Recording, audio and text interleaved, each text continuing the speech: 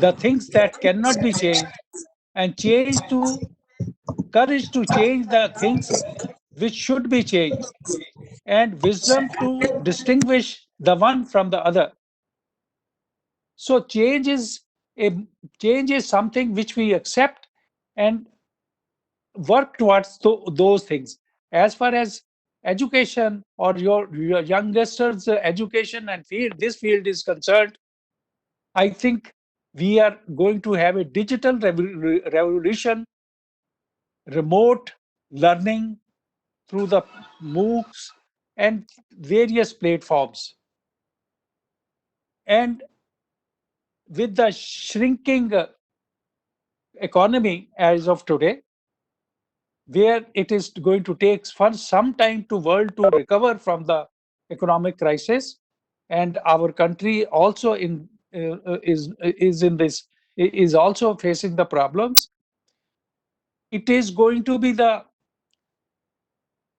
skill ready graduates which will be finding their bearings in the marketplace. Vocational, technical education will be the thing which will be you can encash in the marketplace. Experienced learning is the process which will make you uh, get your dreams come true.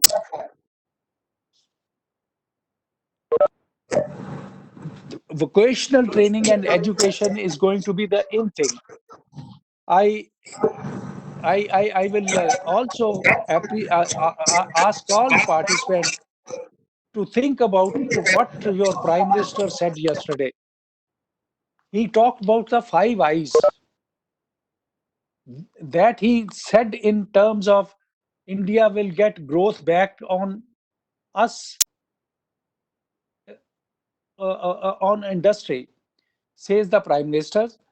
But I think for personal growth also these five eyes are as important as far it is for the industry. What are those five eyes?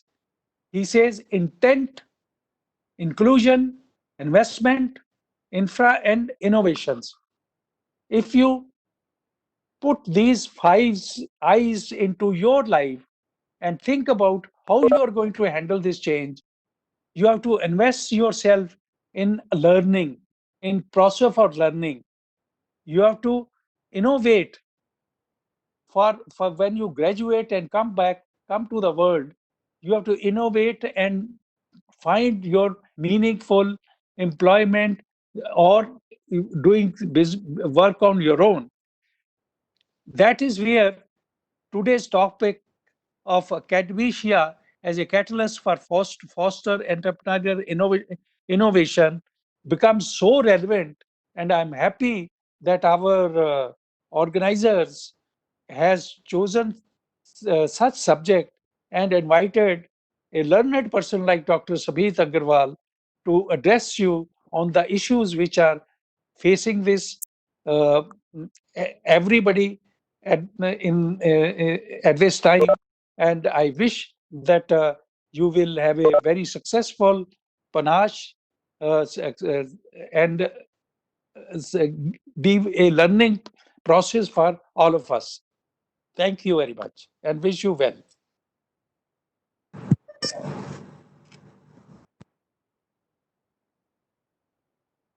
ठीक.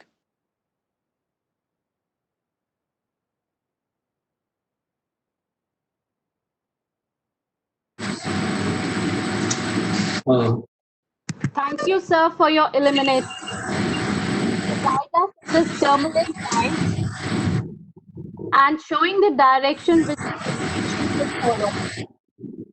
It is an honor to announce we have amongst us a leader and an inspiration, Dr. Sumit Agarwal, CEO and founder of Suburbio Consulting, for a webinar on the topic Academia as Catalyst to Foster Enterprise and Innovation.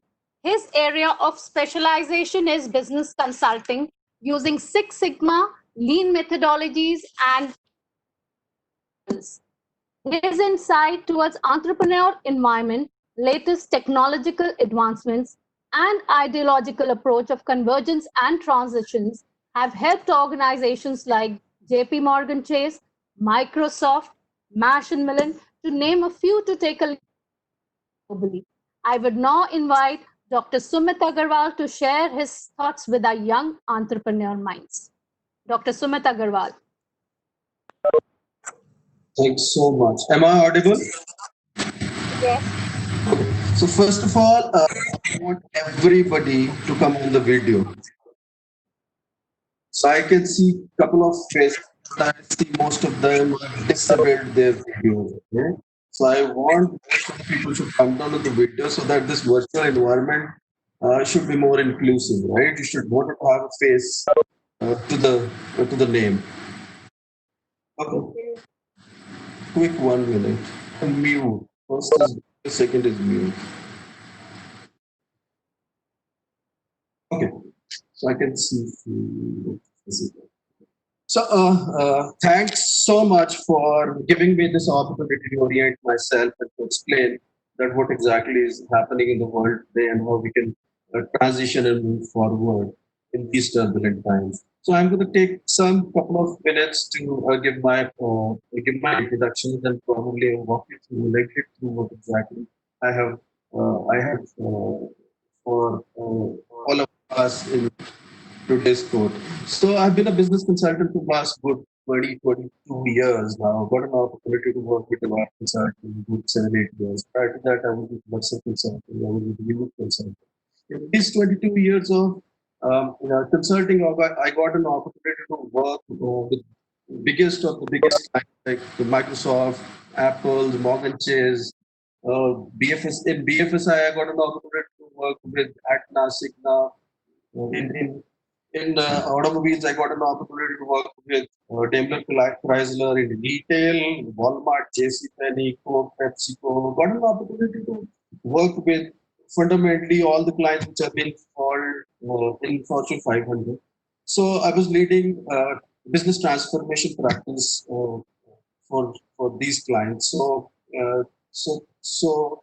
today I am going to give you a little bit snapshot of uh, what exactly is happening in the world and how we can navigate through.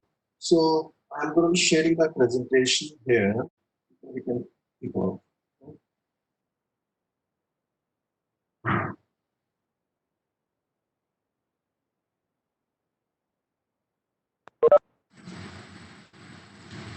So you see my screen.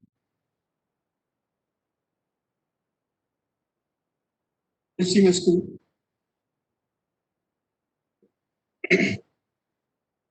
So I'm going to start with the current state. So I'm not going to take again much time on the current state because everybody's aware what exactly is happening across, right? So current state, it is called the year of virus, state of economic depression. Why depression? Because 27 trillion of the global wealth has been eradicated, and there are close to 10 million bankruptcies being filed in US, and equivalent amount of bankruptcies are going to be happening there in China, Europe, and Indian region as well. The Indian region is going to be worst in quarter 3, and it is a state of uncertainty. There's a huge impact on multiple use cases, like out of home has been impacted. You see, entertainment, out of home entertainment has been impacted. Aviation has been impacted. Fundamentally, most of the things have been impacted now.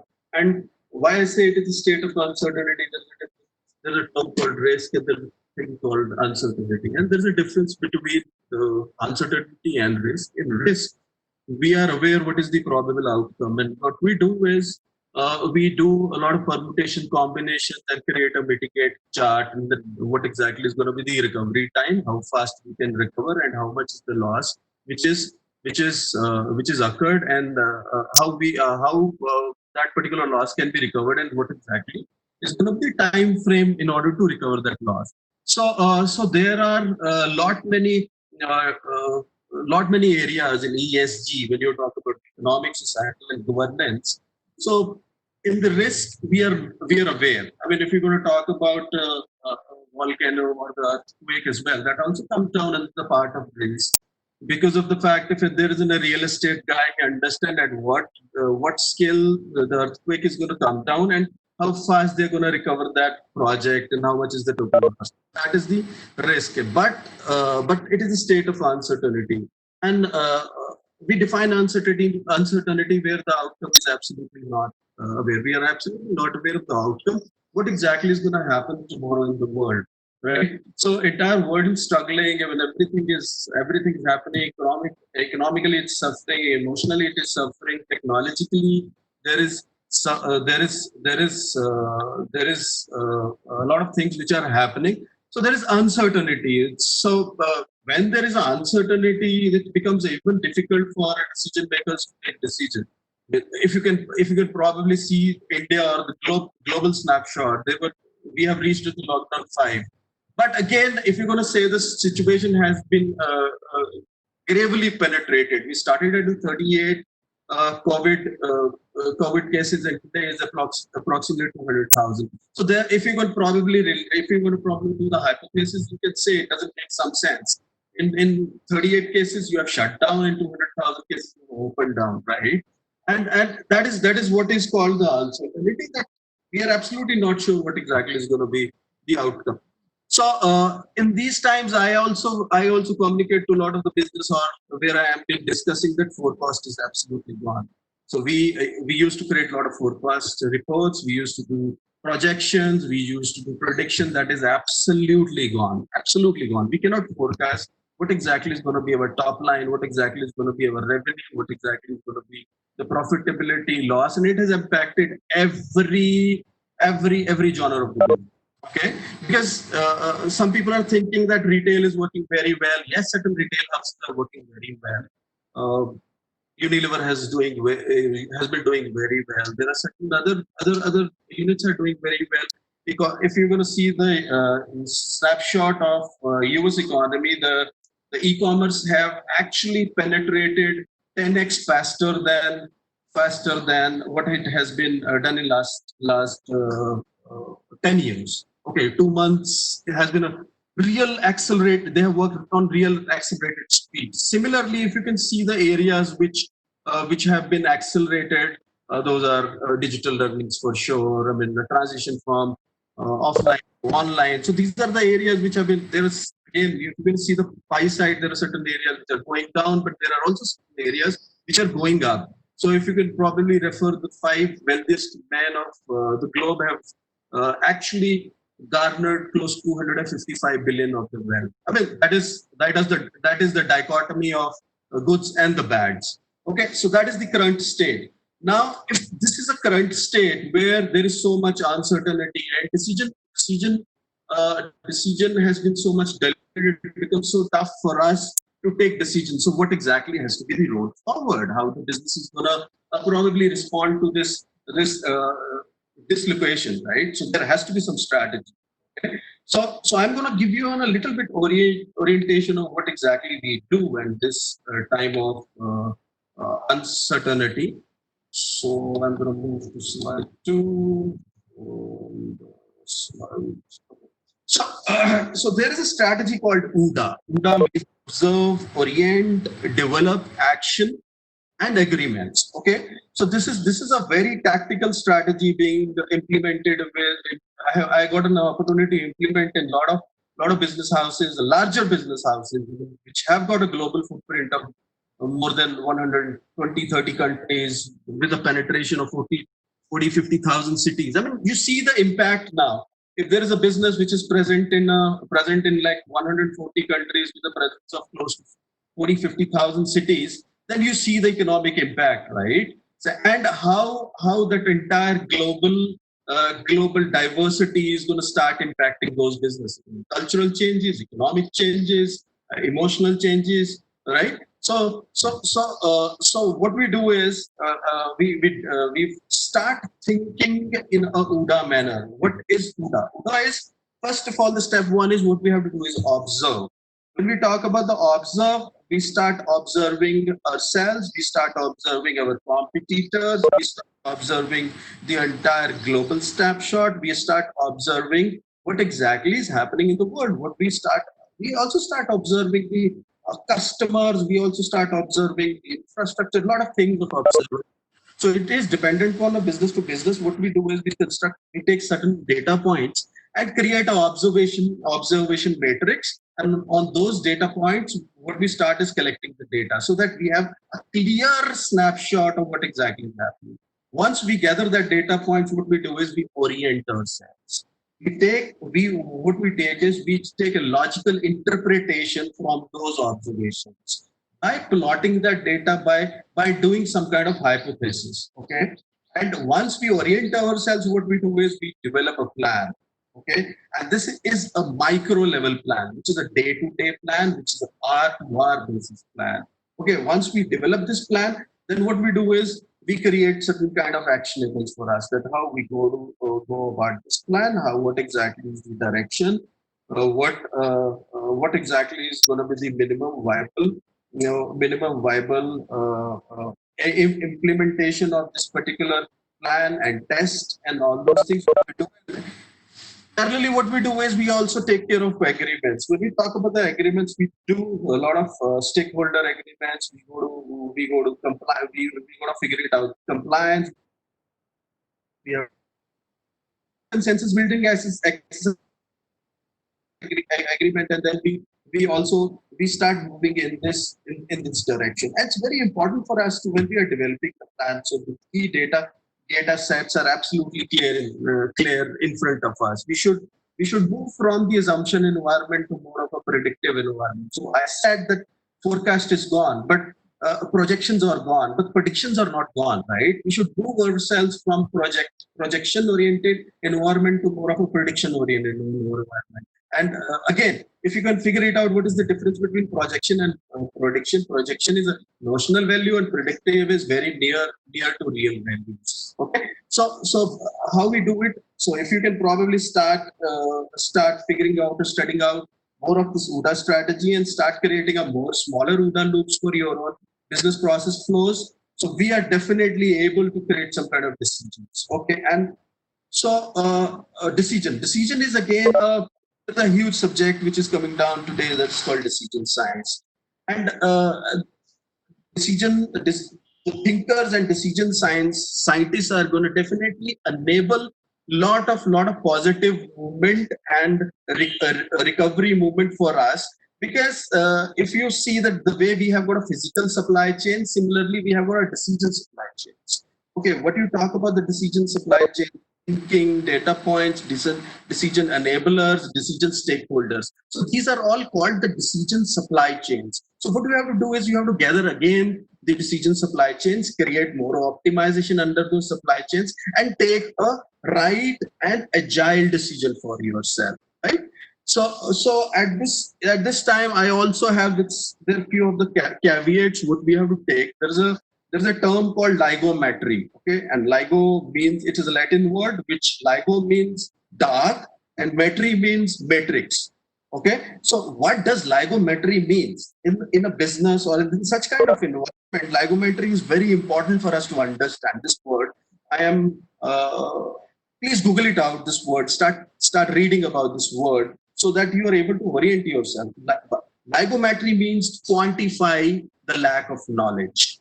Okay, so it's very important for us to quantify the lack of knowledge now. What are the kind of skill sets which we don't know when we are developing such kind of plans, right? So once we are able to quantify that lack of knowledge, we are able to again objectively define some kind of work path ahead for us and for other stakeholders. Okay, so now we also have to kind of orient ourselves what exactly is the fact set which is required for this particular strategy of OODA. So India is a huge country with 1.3, 1.4 billion population right now, and we have got close to 500 million students currently in as per the human resources HRD survey of 2018-19. Okay, and 10% of that study in are 10% of those are there in the higher studies.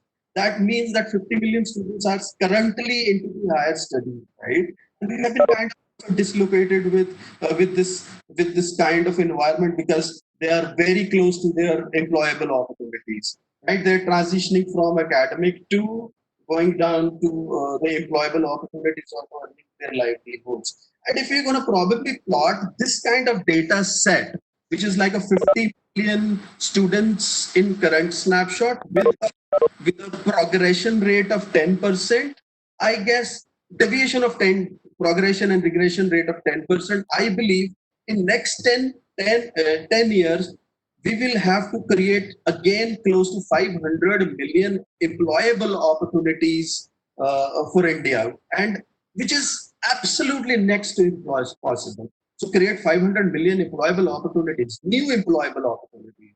But it is definitely a huge task of the globe, and it is not going to the day again the law of economics is going to work here. So demand versus supply, 500 million workforce versus the kind of demand, right? So there's going to be definitely a more supply of talent than the demand, and then the market is going to be again dislocated. It's going to be dissolved.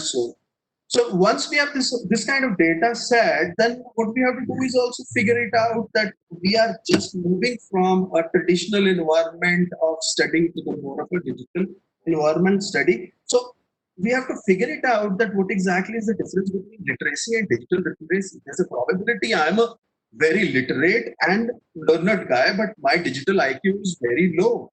So we should understand what is the difference between literacy and digital literacy. We don't have to just focus on literacy. We have to also focus on digital literacy, right? We are still a country where the computer sciences is the kind of subject is, I guess, is not a core subject. So we don't have a exams in computer sciences when we talk about the core. We are still into the function of PCM or commerce and other streams, right? Computer has not become computer sciences, and the application of computer has not becoming a mainstream subject. So it's very important for us to think from the roots that it's not only the literacy, the digital literacy is also required. And when we are talking about digital literacy, what digital literacy is going to do? It is going to it's going to enhance the digital IQ. It's very important for us to again understand the digital life. So at this point in India, there is that the total, if you're going to see the data, 24% is the current digital literacy rate, which is very low, very low. And again, what we have done is we have done the transitions from again offline to online digital learning, but we don't have a digital infra. We don't have the relevant speeds. We don't have the relevant connections. We don't have the relevant infra in terms of enable that digital kind of learning. So we have to also think about that area, right? Digital infra is also very much important for us to build this kind of environment. And the last but not the least, what we have to do is we have to again keep a very strong eye on the obsolete skill sets. We are talking about the 10 years from now. If you're going to see, if you're going to see the career, if you look at the education life journey of a student or a contributor, you're going to say that the person is going to be inducted into a professional studies, and they're going to be 6 to 8 years is the kind of time then when he's going to study before he gets inducted into an employable opportunity, whether it is a startup, his own business, or into somebody else. So if we're going to start thinking about today, we have to see 10 years ahead. So according to some of the reports, we came down to what? Know that in next 5-7 years, current skill sets, current technologies are going to be obsolete. But because of the COVID, this obsolescence exercise have also been accelerated. Okay, the things which we projected is going to happen in 5 years, it's actually started in current environment. There are lot many methods, there are many technologies, there are lot many things which have been obsolete. So we should always orient ourselves that in what direction the world is moving, and by we have to also figure it out that what exactly the industry is doing, what exactly is the government is doing, and how we can probably contribute to this environment. it is again an imperative for us. Okay, now I'm gonna again navigate you to to to first of all understand what exactly is going to be the future state. So when we are talking about the future state, one, we understand what is the current state, then we have moved to what exactly is the plan which is required in order to build our future state, right? So it means that we can, now we have the plan, we have done this exercise of Udan, now we can clearly see what exactly is going to happen in the future, right? And the future state is 4IR. 4IR means fourth industrial revolution. So fourth industrial revolution is a new subject. You start learning about the fourth industrial revolution. Whenever there's going to be a new industrial revolution is going to come down, it is going to do a creative destruction. What is this creative destruction? It's going to kill the old methods, kill the old products, and give birth to new methods, new products. Okay, so we have to embrace that fourth industrial revolution. It has been accelerated, right? So the old thought processes are not going to work. We should have a more, we should always start trying choosing information over knowledge. Okay. Uh, so for IR, then what we have to do is we have to also embrace that digital learning is a new norm. Okay. So distance learning is a new normal. And again, go do the dichotomy, go to 5, 7, 8, 10 years back, the traditional distance learning was not a mainstream learning. Okay. And we are again going to that area, which is a more of a digital, more of a distance, more of a that learning. We should try and embrace that change as an education institution. You should be far ahead of the curve. You should enable this change as well, right? Being a catalyst in enabling this change, because you have a clear picture that this is the way world is moving, and you have to be the early mover will always going to set an example for their peer groups and their vertical and horizontal markets, right?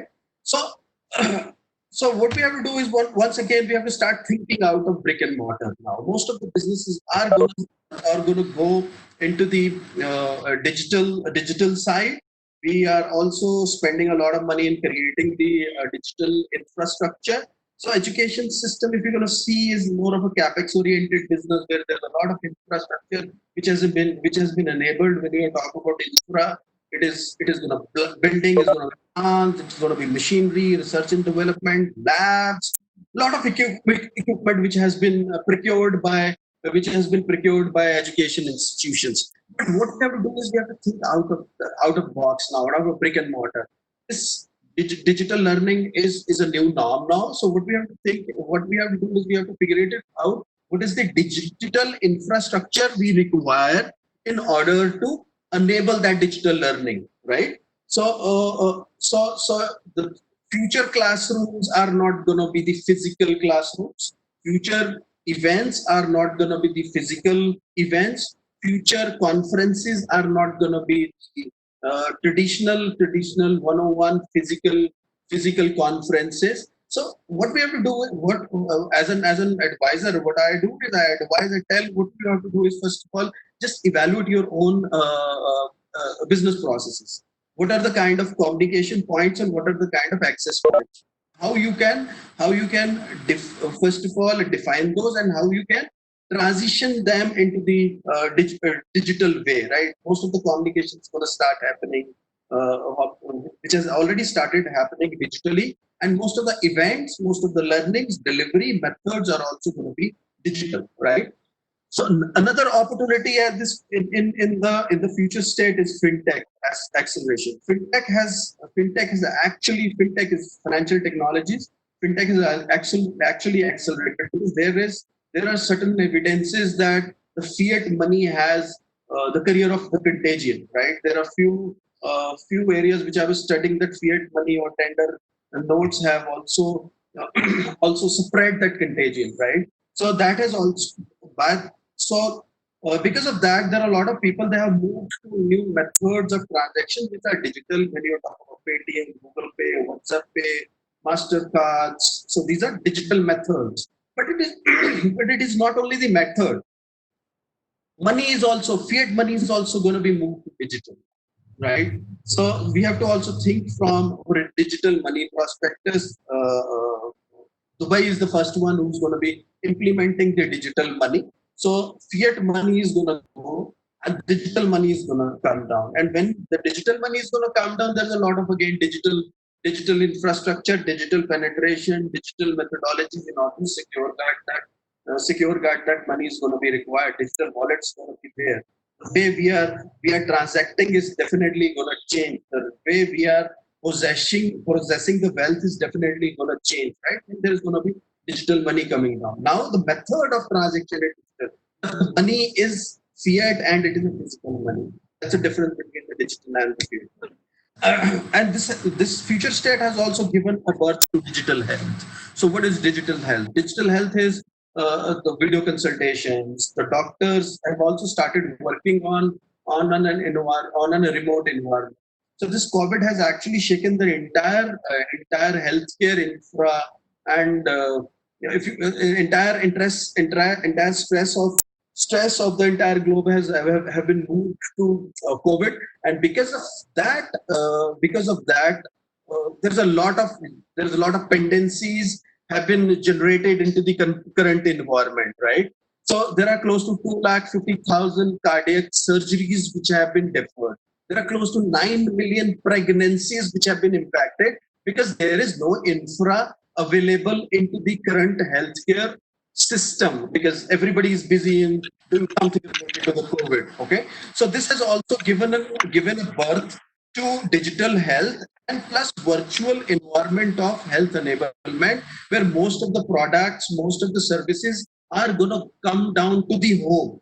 Okay, so it is not going to be again a future hospital is not going to be a brick and mortar hospital within a vicinity of 3 to 4 kilometers, a big large infrastructure oriented. It is going to come down to your home, right? So there's you have got a variables. We are moving from a reactive healthcare to proactive healthcare. So there are a lot of instruments which are coming down and doing this assessment, and that is going to enable this kind of change. And once we are aware of the fact these are the kind of opportunity areas for us, that is very important. The remote culture, okay, culture, how we enable this culture, okay. When we are talking about the remote culture, it is not remote work culture. Remote societies, digital communities, digital societies, digital methods of enabling the entertainment, whatever you are going to see in a culture today, right? It's going to move to a remote culture. So there's going to be a lot of behavioral transitions which is required. There is a lot of emotional transitions which is being to enable this change. So again, I say caveat is that we are moving from digitizing work to working digitally. So initially, in last 10 years, there's a lot of automation which happened. Entire work streams, business processes have been automated. But now the method of working is digital, and trust me, it is very taxing. It is very taxing. It is emotionally draining. It is technologically draining. So we should also accept this fact. And as and change agents, we should start thinking more from our heart. Okay, it is a time of values over vision. Okay, so because we have to enable this change. Once we are going to enable this change, I believe everything is going to be fine. But right now we have to start thinking from our heart. We have to move from a hardware to hardware, right? We have to be more empathetic that what are the kind of technological, emotional challenges which an individual is facing, whether it is a faculty, whether it is a student or any stakeholder, whether it is a parent, right? So there are these are again the barriers. Okay, and as an educational institution, as an catalyst, what we have to do is again understand this change and become a change enabler for this, because we are the industry who's going to set the example for the future course, right? So and we have to also create a digital work experience. So right now, if we are what we are doing in a digital conference or digital panache, so we have to create a digital work experience as well. The way we had the experience, if you will see the organization like Google, right? They publicize themselves in order to retain the talent about the culture. They talk about the free lunches, they talk about their benefits, insurances, they talk about the compensations, they talk about the wonderful infra, they talk about work from home, they talk about a lot of things which is a part of their culture, right?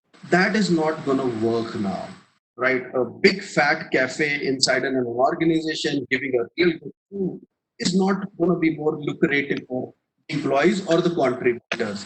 A good coffee house, a good sandwich maker inside the facility is not going to lucrate anymore.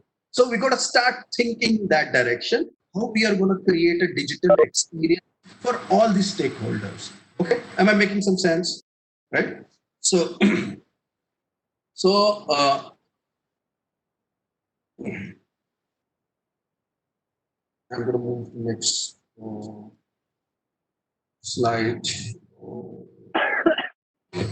So now, we are absolutely, if you're going to probably see that you have understood what is the current state, what is the path to the path to design the future state, and what is the future state. What we have to understand that how we can become a catalyst, how we can become the catalyst and be enable this change. What we have to do is, first of all, we will start fostering the entrepreneurial DNA. When we're talking about the DNA is hardwired in us. What does that do?